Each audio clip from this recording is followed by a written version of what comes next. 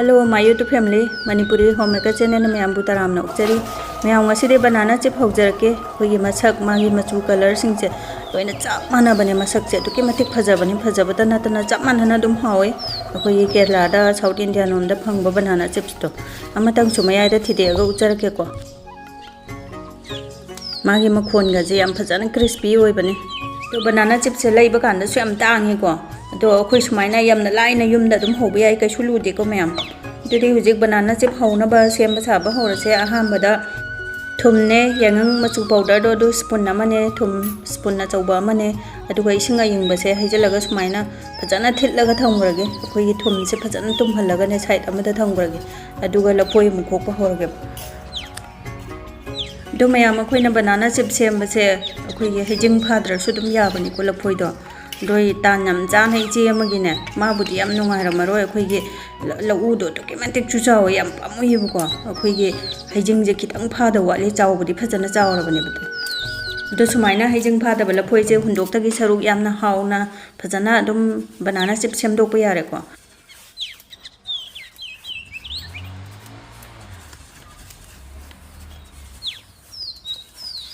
दो अखोइगे लफोइ खोकपसे अखोइगे मकु खोकनबा पिलर ओइगरा थांग ओइगरा अदुम हैनाबा अमना अदुम खोकपा यारे अदुगा अखोइगे लफोइसे आ मनुंग यौना लफोइदो यौद्रसु याइको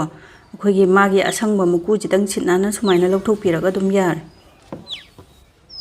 तो लफोइ खोकपा मतमदा अखोइ खुत्ता नप्पनिको अदुदुना नप्तनबा थाव खितंग तैबिरगा खोकपियो अदुमाइ तौरगदि नप्तबने अदुगा अखोइगे मकु खोकनबा पिलरसिना खोकपदि अखोइ खुत्ता कया नपक्ते मादि यामना सुथुइ हैनरगदि याम नुंगाइ बजानिदा दो मथंग मथंग लफोइ से लोइना खोकतोगे दुगा अखोइना मकु खोकथोकलाब लफोइ सिंगसे अखोइ खोकपा हेक लोइबगा थावदा दुम थादरगा तावग्रगदि कैसु काइद्रेको दु नत्रगदि ngahak लैरगदि सुमाइना इसिंगदा थादरगा थमगे मुसन्दनबा नत्रदि मुसलकदोइनिबा लफोइ मैम से लोइ खोगा अखोइगे तावरगदि याम कोइना चंगनी अदुना खरा हाना खोगा तावबा हेता हौरगेको अखोइगे तावना दुम मकुसे खोगेबा अदुगा लफोइ मैम से खक यामे सि खोकपदा याम कोइन चंगनी तावबदसु याम कोइन चंगदोइने अदुना गैस ऑन तौरगा खांग से थांगले अदुना थाव से फॉर्चून गे रिफाइन ऑयल दुनिको अदो अखोइ युबी थाव चानबदो लैरगदि अदुना तौबना अदुकी मतिक हेनदोइने महौ से लैबा अदुरगसु सिसु याम हावे अदुम फजना मैम सोंतंग ट्राई तौबियो अदो होरेन तावरगा लौदरकनबगी रेडी दा थममगेको अखोई थबक तौबसे हाना रेडी दा प्लान तौरगा फजना सुमाइ तौद्रगदि खुदक्ता तौबदि हेता सोइबनेबा दुदना अखोई थाव मचुंग खितंगदसु सुमाइना कैनोसिदा टिश्यू पेपर सिदा तैजगिनबा सुमाइ थाजलगा थममगे अखोइना बनाना चिप सेमबसे स्लाइसर अमा सुमाइना लौबिरो अखोइ थांगना कक्पदि मागी चांगदो पुबा ngमोइको अदुगा आलू चिप की टाइप ता पाबसु यादे खितंग थरप तौदोइने अदुना सुगुम्बा अखोइगे एडजस्टेबल याबा अमा याम फै थावसु सारे यारकदौरे अदुना थादरगे लफोइसे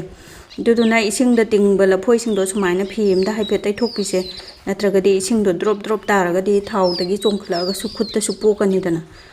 दो खोइना बनाना चिप सेमबगी थादरमदाइसे थाव से यामना मरु ओइको खोइगी याम साबसु नतबा इंगबसु नतबा मीडियम दा दुम खुदना हुजिक आइना येंगबदो दुमाइना सारप तौरगा थादसेबा अदुगा थादरमदाइ दा खोइगी गैस से हाई फ्लेम दा थम्मसिको खोइगी लफोइ इंगबजे थादरकदोइनिना हाई फ्लेम दा थम्मगा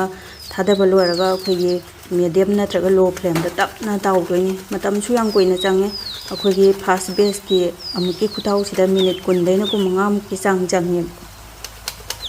अदो अखोइगी थाउसिदा अदुदगिदि खांगसिदा चनगदबा चांगदा तुम सुमाइना याम चिनबसु नतबा खितंग कोमलकना सुमाइना लोइना हपचलसे दो खितंग कोमबदौना तवै यारिगे हपचलदमनि खितंग थुनबा तो लफोइसे अखोइना सुमाइना कक्पा कांदा लोइसलकपगी पिक्सलकपसिदा खुत्ता यामना सोकनिंगाइ ओइको सिदा याउरिबा प्लेट से अदुदुना हैंडल सुगुम्बा अमा याउरागदि फरे याउरक्त्रगदि अखोइना लफोइदो खोकपा मतमदा मतोनगी सरुकतो थम्बियोबको अखोइगी पाइबम ओइबा दुम याबनेबा दो थादबा लोइरे अखोइगी थाउसिगी मतुंगिना दुम कोमबसु नतबा चिनबसु नतबा चप चारे दुना सि औंतंग फजाना ओखाइरगा अखोइगी गैस ते लो फ्लेम दा थम्मगे अखोइगी लो दाउं थम्बा मीडियम दाउं थम्बको मई से खितंग सानबीबा दो लेखतपदी हाई फ्लेम दा थम्बदी सुया याद्रेको अखोइगी सटलाउना कासलागा क्रिस्पी जो ओइररोय बनाना चिप सु ताररोय अदुगा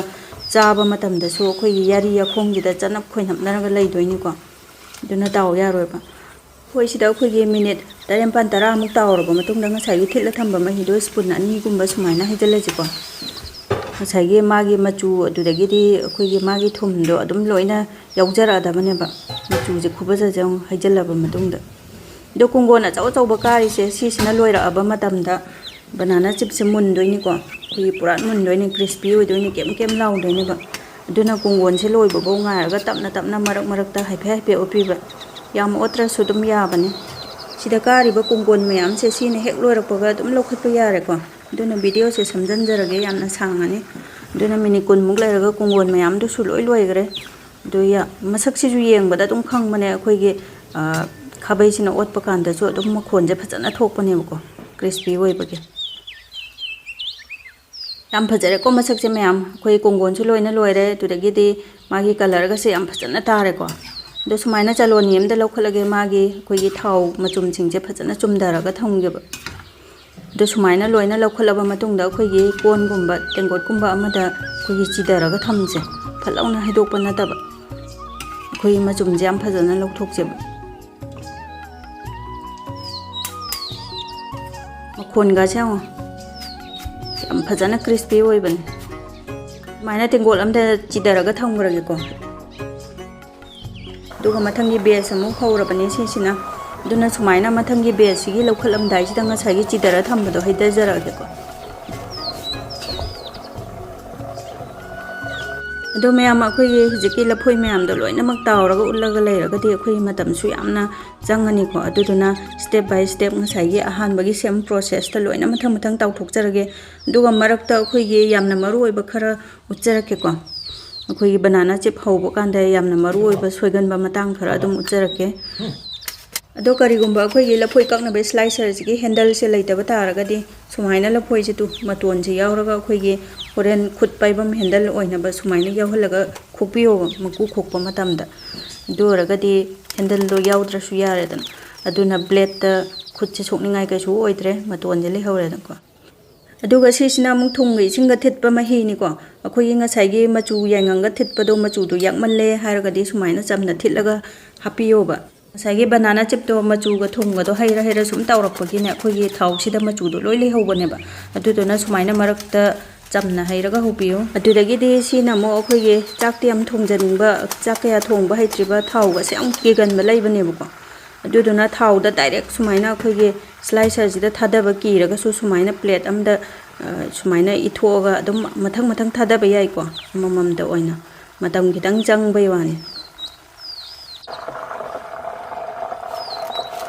yam hujik banana chip hauba loisale pung ani makhai ahum muk change pukham ani je haubada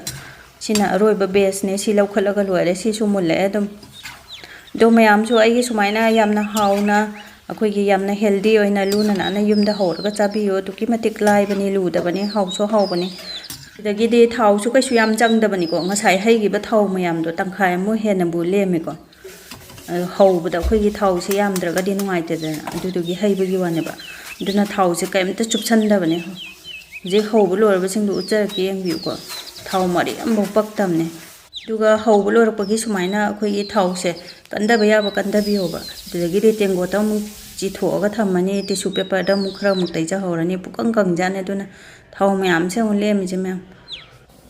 dudi hujik loire banana chip hauba sumaina sabung tawringe da chabagi khuhaosidi leitrehe mayam khoi gi momon lauraga ne crispy su oiba ko kem su lauba duki mati hausan banana chip hapna ba khoi gi bottle su phajana chamthoga kangalaga thamme do phajana ingalaga loina hapjalage dum tha mari manga chana ba yarani do mayam chu sumaina yumda yamna hauna hobiu enjoy tawbiu tissue paper si da ju thauga mata taidre ko thau amta yaudabne kaisu yam chuptabne khoi gi banana chip je dudi ai gi nungsiraba viewers singna video se kitang nungai ba phawbiraga di like amamam tang nambiramo subscribe tawbidriba singna su subscribe tawsanbiramo kana ba nungai ba video pu duna lakjage ngasi gi di bye bye